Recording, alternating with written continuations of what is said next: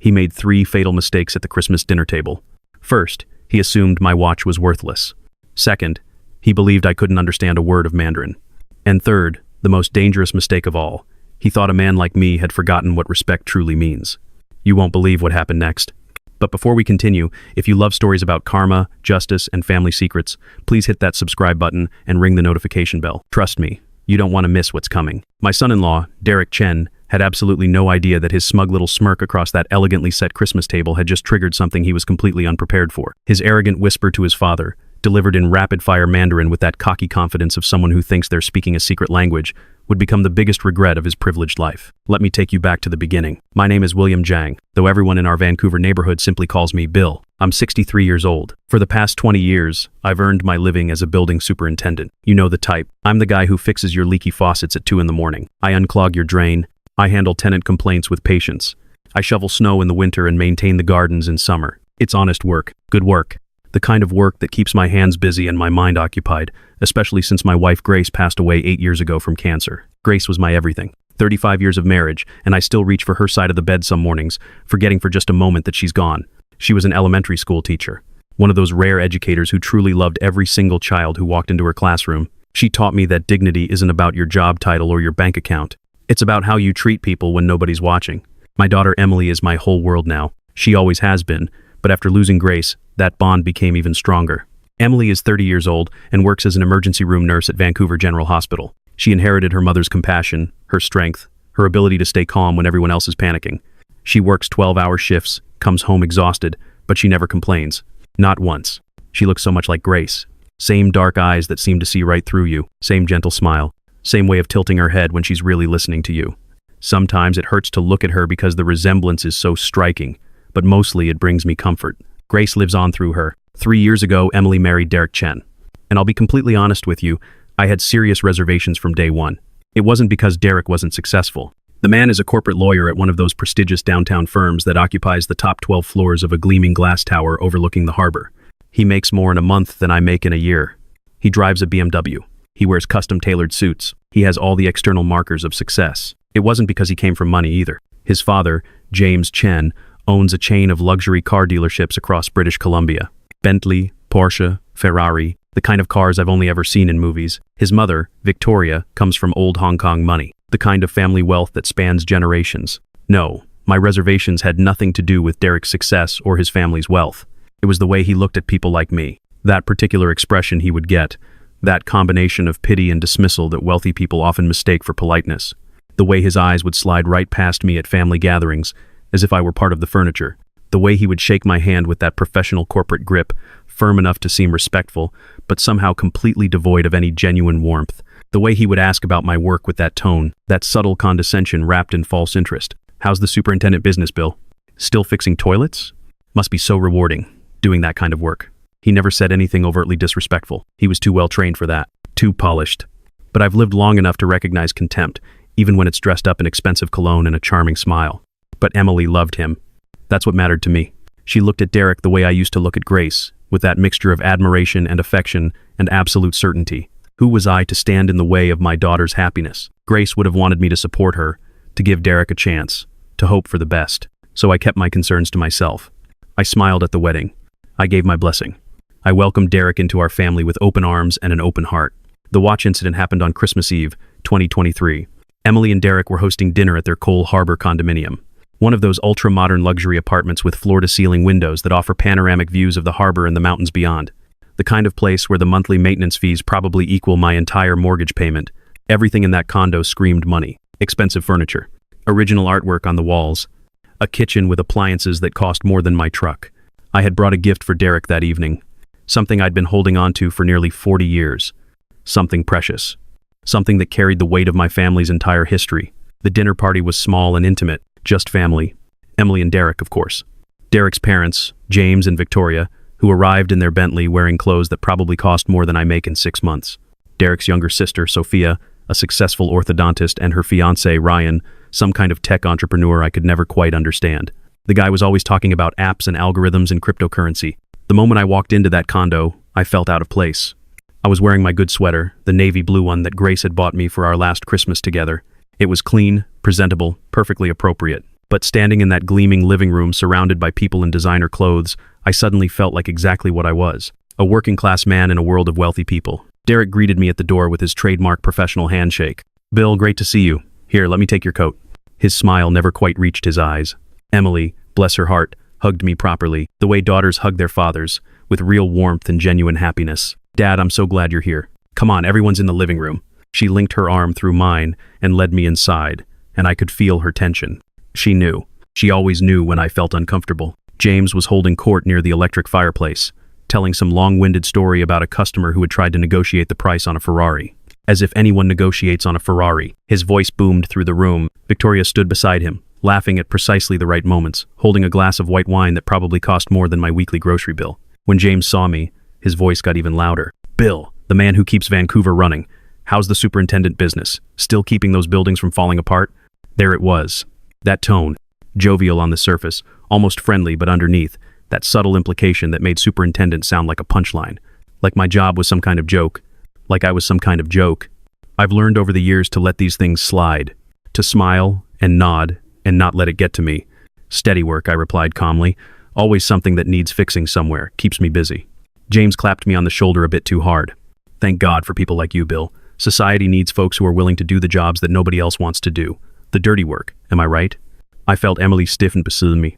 She heard it too. The insult carefully wrapped in compliment paper. Dinner was elaborate. Derek had hired some trendy catering company that specialized in fusion cuisine. Tiny portions of food that looked beautiful but left me genuinely wondering where the actual meal was. Little artistic arrangements on oversized plates. Foams and gels and microgreens. Food as art, they call it. I call it still hungry after eating. The conversation flowed around me like a river around a rock. They talked about things I had no reference for. Stock portfolios and real estate investments. Vacation properties in Whistler and Palm Springs. The challenges of finding good help these days. Private school waiting lists for children who hadn't even been born yet. I nodded along, contributed when I could, asked polite questions. But mostly, I just watched Emily. Watched how she navigated between two worlds. Watched the subtle strain around her eyes. Watched how she would change her posture, her tone, her very energy depending on whether she was talking to me or to Derek's family. It broke my heart a little. After dessert, some deconstructed something or other that was more concept than actual food. Emily suggested we exchange gifts. That's when I pulled out the small wrapped box I'd been carrying in my jacket pocket all evening. It was wrapped simply, just plain paper and a ribbon, nothing fancy. But what was inside was worth more than everything in that condo combined. "Derek," I said, handing the box to him, "this is for you.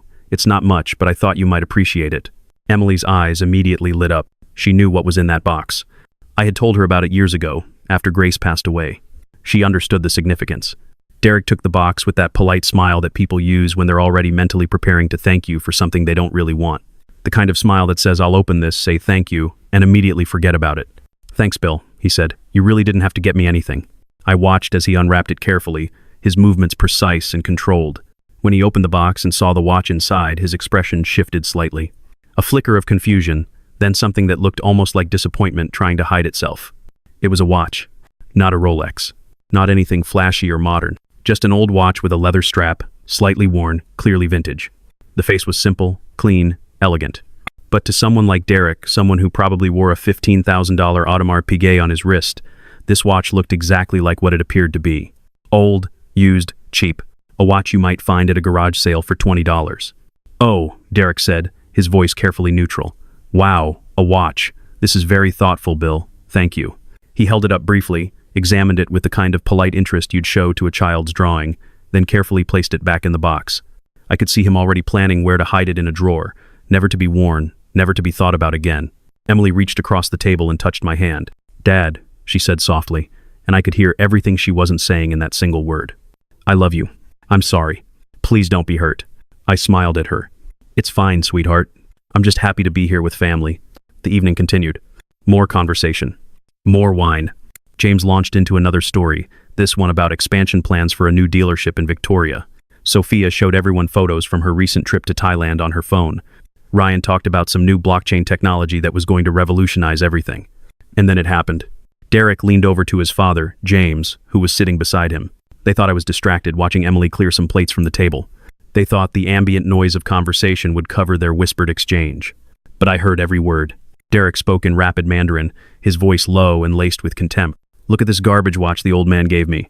He actually thinks this piece of trash is a gift. How pathetic. Probably bought it at some flea market for $10. What am I supposed to do with this? I wouldn't be caught dead wearing this cheap garbage. These working class people have no concept of quality. James chuckled quietly, also in Mandarin. Just smile and be polite. You know how these blue-collar types are? They think they're being generous. It's almost sad, really. Just put it in a drawer and forget about it. He'll never know the difference. Derek smirked. Maybe I should regift it to the building janitor. Seems more appropriate for someone of that level. They both laughed. Quiet, conspirator laughs. The kind of laughs that said we're better than him, we know it, and he's too dumb to even understand we're mocking him right to his face. I sat perfectly still. My face didn't change. I didn't react. I simply continued cutting my dessert, taking small bites, as if I hadn't heard a single word. But inside, something ancient and powerful stirred awake. Because, you see, Derek made 3 catastrophic assumptions. He assumed that watch was worthless. He assumed I didn't understand Mandarin. And he assumed that a man like me could be easily dismissed, easily disrespected, easily forgotten. He was spectacularly, catastrophically wrong about all 3. Let me tell you about that watch. My father's name was Zhang Wei. He came to Canada from Guangzhou in 1971 with $200 in his pocket, a single suitcase, and dreams that weighed more than everything else he owned combined. He didn't speak English. He had no connections, no safety net, nothing but determination and work ethic that bordered on superhuman. He took a job at the Port of Vancouver, manual labor, loading and unloading cargo ships, back-breaking work that paid minimum wage. He worked 12, 14, 16-hour shifts, slept in a boarding house with 5 other men, sent half his money back to my mother in China, saving the rest penny by penny. After 2 years, he had saved enough to bring my mother to Canada. After 5 years, he had saved enough to buy a tiny house in East Vancouver. After 10 years, he had worked his way up from dock worker to shift supervisor. And after 35 years, when he retired in 2006, he was the port operations manager, overseeing the entire container terminal operations. At his retirement dinner, the Port Authority presented him with a gift in recognition of his decades of service, his dedication, his leadership. They presented him with a watch, not just any watch. A 1973 Patek Philippe Calatrava, reference 3520, one of only 650 made, in pristine condition, worth, at current market value, somewhere between $250,000 and $300,000. My father wore that watch every single day for the rest of his life, through family dinners and graduations, through my wedding to Grace, through Emily's birth, through Grace's funeral. He wore it when he taught me how to fix a leaky faucet, how to change a tire, how to shake a man's hand properly and look him in the eye. When he died 4 years ago, at 86 years old, he left me 2 things. His old toolbox, worn and scarred from decades of use, and that watch. I've kept it in a safe deposit box ever since. Waiting for the right moment, the right person, the right reason to pass it on. I thought Derek might be that person. I thought perhaps giving him something of such profound value, such deep family history, might build a bridge between us, might show him that value isn't always about what something costs. That sometimes the most precious things don't come with designer labels. I was wrong, but his mistake, his cruel dismissal, his arrogant assumption that I was too ignorant and too poor to own anything of worth, that I couldn't possibly understand his language or his mockery, had just given me something far more valuable than any watch. It gave me clarity. It gave me purpose. It gave me the perfect opportunity to teach a lesson that Derek Chen would never, ever forget. I didn't say anything that night. Not a word. I finished my dessert. I complimented Emily on the dinner. I thanked Derek and Emily for their hospitality. I hugged my daughter goodbye and drove home to my small house in East Vancouver, and then I started making phone calls. The first call I made was to Professor Henry Liu. Henry is a friend I've known for 15 years, ever since he moved into one of my buildings with his wife. He's a professor of Chinese history at the University of British Columbia, specializing in diaspora studies and Chinese-Canadian immigration history. He's written 3 books. He's been featured in documentaries. He's one of the foremost experts in his field. He's also incidentally fluent in Mandarin, Cantonese, and 4 other Chinese dialects. We've played chess together every Thursday evening for the past decade. We've shared stories. We've become genuine friends. The kind of friends who show up when you need them, no questions asked. I called him at 10 o'clock that night. "Henry," I said when he answered, "I need a favor, and it's going to sound strange, but I need you to trust me." "Bill," his voice was warm, concerned. "Of course. What do you need?" "I need you to come to a dinner party at my daughter's house in 2 weeks, January 7th, and I need you to bring your academic credentials, your expertise, your professor voice. Can you do that?" There was a pause. Then, intrigued, "I assume there's a story here?" "There is," I confirmed. "A good one. I'll explain everything, but not yet. For now, I just need to know if you can be there." "Consider it done," he said without hesitation. "And Bill? Whatever this is about, I'm looking forward to it." The second call was to Dr. Michael Wu, a horologist and vintage watch expert who runs an exclusive auction house in downtown Vancouver. I'd met him 3 years ago when I'd had my father's watch appraised for insurance purposes. He'd spent 2 hours examining it with various magnifying tools and instruments, his hands trembling slightly with excitement. "Mr. Zhang," he'd said to me that day, "do you have any idea what you have here? This is museum quality, this is investment grade. This watch is worth a fortune." I'd thanked him, updated my insurance, and put the watch back in the safe deposit box. Now I was calling him at 10:30 at night. "Dr. Wu, this is William Zhang. We met a few years ago. You appraised my father's Patek Philippe?" "Mr. Zhang," his voice immediately brightened. "Of course I remember. The 73 Calatrava. How could I forget? That watch is extraordinary. What can I do for you?" "I need you to come to a dinner party," I said. "January 7th, and I need you to bring your expertise and your authentication equipment. Can you do that?" Another pause. Then, curious and clearly intrigued, "What's this about, if I may ask?" "Let's just say I need to educate someone about the true value of things," I replied. "Are you available?" "I wouldn't miss this for anything," he said, and I could hear the smile in his voice. The third call was the hardest one. I called Derek. He answered on the fourth ring, his voice distracted. "Hello? Derek, it's Bill. I hope I'm not calling too late." "Oh, no, it's fine." His tone immediately shifted to that polite but disinterested register he always used with me. "What's up?" "I was thinking," I said carefully. "Emily mentioned you've been wanting to learn Mandarin for work, for your clients from China. Is that still something you're interested in?" There was a pause. "Yeah, actually. We have a lot of Chinese clients at the firm, and it would be helpful." "Why?" "I have a friend, Professor Henry Liu, who teaches Chinese language and culture at UBC. He's agreed to offer private tutoring sessions, very exclusive, very high level. I thought you might be interested. Consider it a belated Christmas gift." Another pause, longer this time. I could practically hear Derek's brain calculating, weighing whether this was something valuable or just another awkward gesture from his father-in-law. "Wait, really? That sounds actually useful. How much would this cost?" "It's taken care of," I said. "My gift to you. He's excellent. Studied at Beijing University. Worked with diplomats and executives. The best." "Wow, okay." Derek sounded genuinely surprised. "That's very generous, Bill. Thank you. When would this start?" "How about we discuss it over dinner? My place. Just family. January 7th. I'll have Professor Liu there to meet you, explain the program. What do you say?" I could hear the hesitation. Derek wasn't used to coming to my house. My small, working-class house in East Vancouver with its worn furniture and old appliances. But the prospect of high-level Mandarin tutoring, something that could actually benefit his career, was too tempting to pass up. "Yeah, sure. That sounds good. What time?" 6 o'clock, I said. "And Derek? This is important. Please bring everyone. Your parents, your sister. I'd really like the whole family there. I'm planning something special." Okay. I'll ask them. I'm sure they'll come." "Perfect," I said. "See you then. And Derek, thank you for the lovely Christmas dinner. Emily is lucky to have you." I hung up before he could respond. The next 2 weeks were busy. I cleaned my house from top to bottom. I called in a favor from a friend who ran a small catering business and arranged for proper food to be delivered. I set up my dining room table, the old wooden one that Grace and I had bought at a secondhand store 30 years ago, the one that had witnessed countless family meals and homework sessions and late-night conversations. I retrieved my father's watch from the safe deposit box and placed it in its presentation case. And I waited. January 7th arrived cold and clear. Vancouver in winter, all gray skies and rain, but that evening the weather held. I'd told Emily separately what I was planning, not all of it, but enough that she understood this dinner was important.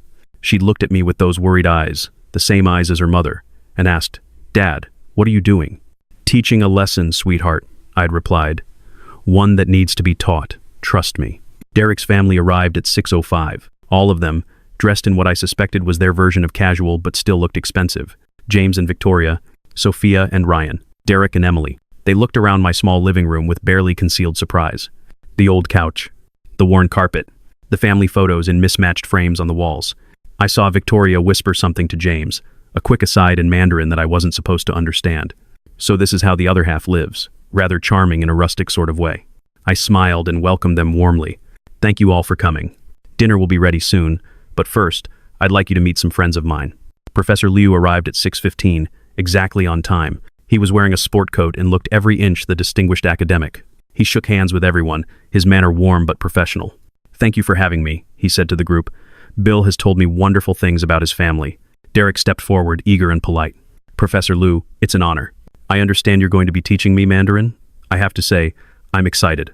My firm does a lot of business with Chinese companies, and I've been wanting to improve my language skills." Henry smiled. "Yes, I understand you already have some basic knowledge. You speak some Mandarin?" Derek puffed up slightly. "Yes, actually. I studied it in college, and I use it occasionally with clients. I'd say I'm conversational. Conversational, Henry repeated, his expression neutral. That's excellent. Having a foundation will help tremendously. Dr. Wu arrived at 6:20, carrying a black leather case. He was a small man in his 50s, precise and meticulous, with the careful movements of someone who handles priceless objects regularly. Mr. Zhang, he said warmly, shaking my hand. It's good to see you again. I made introductions. Dr. Michael Wu, he's a horologist and vintage watch expert, one of the best in North America. He's here because I want to show all of you something very special tonight. Derek's expression shifted slightly, confusion mixed with wariness. What do you mean? All in good time, I said. Let's eat first. Dinner was simple but good. Roasted chicken, vegetables, mashed potatoes. Real food that filled you up. Grace's recipes, prepared by the caterers to her exact specifications that I'd kept in a worn notebook. As we ate, I watched Derek and his family, saw how they relaxed slightly, how the food and the informal atmosphere lowered their guards. We made small talk. Henry shared fascinating stories about Chinese immigration to Canada, about the railroad workers and the head tax, about the discrimination and the resilience. He was captivating, erudite, the kind of speaker who makes history come alive. James asked him questions, clearly impressed despite himself. You teach at UBC? What department? Asian Studies, Henry replied. I also direct the Center for Chinese Research. We work with governments, corporations, and cultural institutions throughout the Pacific Rim. Victoria perked up. That sounds very prestigious. Henry smiled modestly. I've been fortunate in my career. Derek was practically glowing, clearly thrilled at the prospect of being tutored by someone of such obvious expertise and status. After dinner, after the plates were cleared, I stood up. Everyone, thank you for coming tonight. I have something I need to show you, and something I need to say. Derek, would you please bring me the gift I gave you at Christmas? I believe you brought it, as I requested. Derek looked confused but nodded. He retrieved a small bag from the hallway and pulled out the watch box. Yeah, I have it here. To be honest, Bill, I wasn't sure why you wanted me to bring it. I took the box and opened it, removing the watch. I held it up to the light, letting everyone see it. This watch, I said quietly, was given to me by my father. Dr. Wu stood and moved closer, his professional interest clearly piqued. My father came to Canada with nothing, I continued. He worked on the docks for 35 years. He started as a laborer, loading ships in all weather, doing back-breaking work for minimum wage. He saved every penny. He brought my mother over. He bought a house. He worked his way up through determination and integrity until he became the port operations manager. Emily was watching me with tears already forming in her eyes. She'd heard this story before, but never like this, never in this context. When he retired, I went on, the Port Authority gave him this watch as recognition for his service. My father wore this watch every day for the rest of his life. It witnessed our family's entire story, every important moment. When he died, he left it to me with one instruction. Pass it on when you find someone worthy, someone who understands its true value. I looked directly at Derek. I thought you might be that person, Derek. I gave this to you at Christmas because I wanted to welcome you fully into our family. I wanted to share our legacy with you.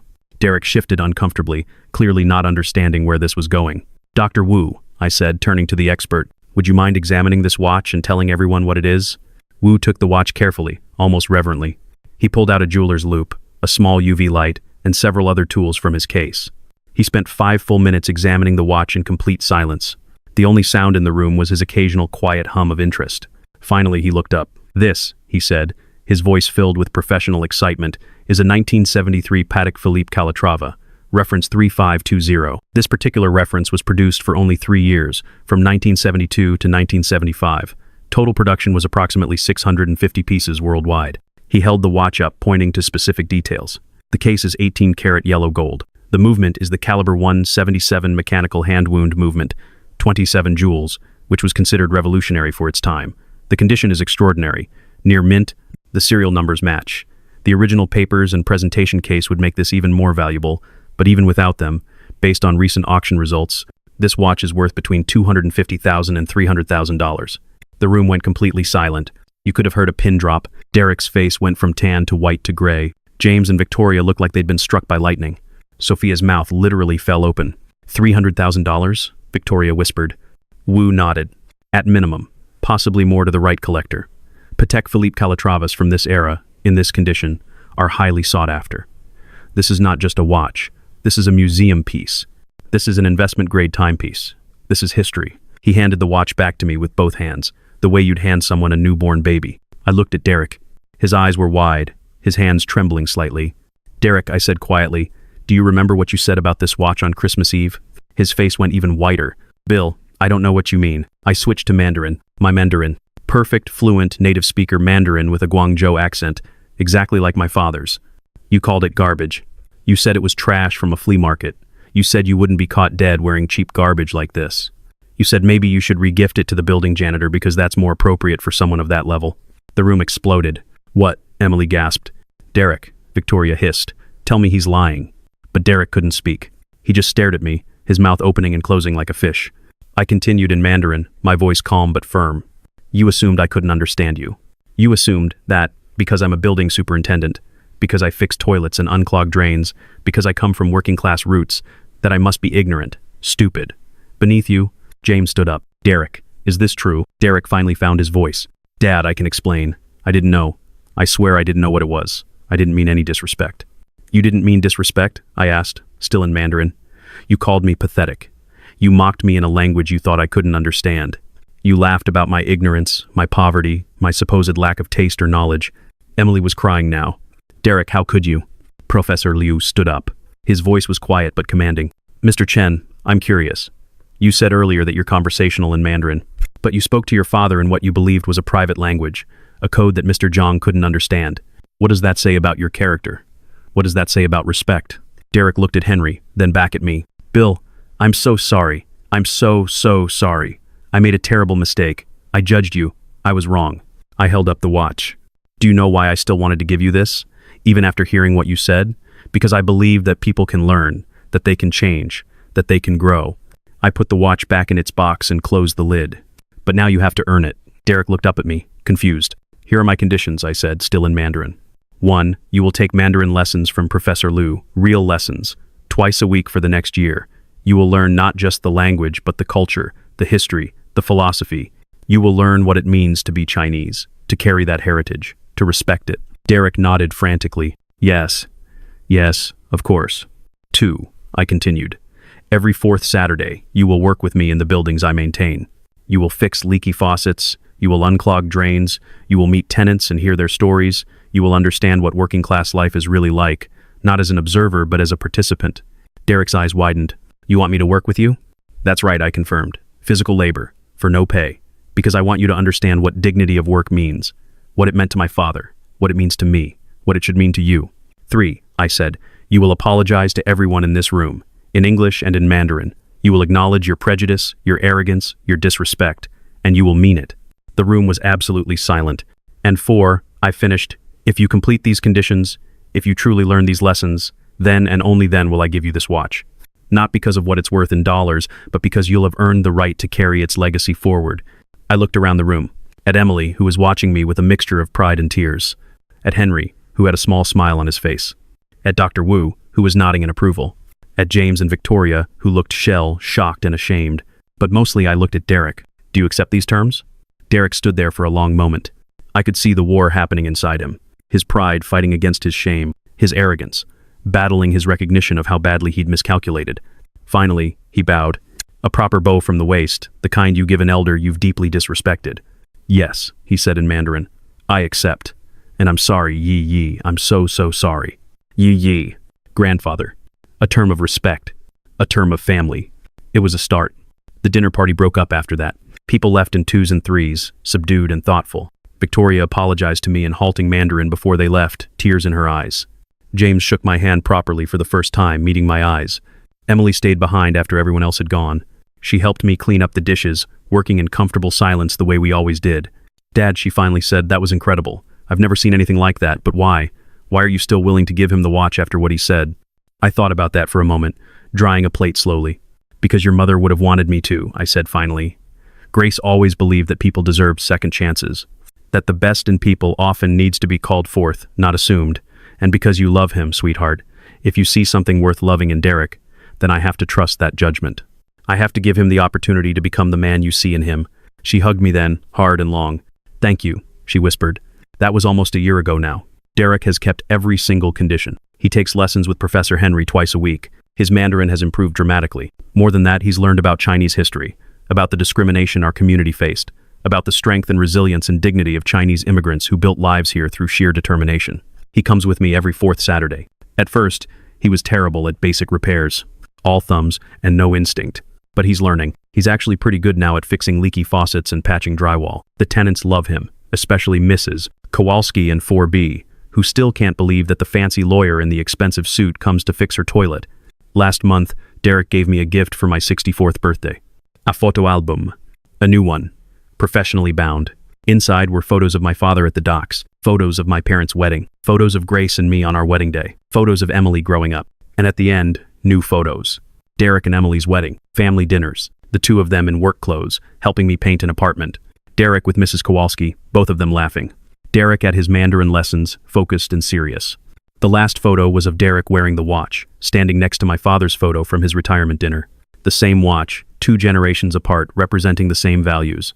Chuan Cheng, Derek had written below the photo in careful Chinese characters. Legacy. I cried when I saw it. I'm not ashamed to admit it. Last week, I finally gave Derek the watch. We had a small ceremony, just Emily, Derek, Henry, and me. I placed it on Derek's wrist and fastened the clasp. This watch is yours now, I said. Not because of what it costs, but because you've earned it. You've learned what it represents. Dignity, respect, the value of honest work, the importance of family, the weight of legacy. Derek looked down at the watch on his wrist, and I saw tears in his eyes. I'll honor it, he said in perfect Mandarin. I promise you, yay, I'll honor it. My father would have approved. Sometimes the most powerful response isn't the fastest one. Sometimes you wait, you watch, you teach. And sometimes you take something that was dismissed as garbage and turn it into a bridge between generations, between cultures, between who we are and who we're capable of becoming. Derek still has a long way to go. We all do. But he's learning. He's trying. He shows up every Saturday ready to work, ready to learn, ready to be better. And that watch, that $300,000 piece of history, it's where it belongs now, on the wrist of someone who understands that its true value isn't measured in dollars. Its value is measured in the legacy it carries, the dignity of work, the love of family, the respect for those who came before us and built the foundations we stand on. The watch keeps perfect time, just like my father knew it would. 51 years now and counting, still running, still marking moments, still witnessing the building of something that lasts. That's what makes it valuable. That's what makes anything valuable. Not the price tag, the legacy. And that's a lesson you can't buy at any price.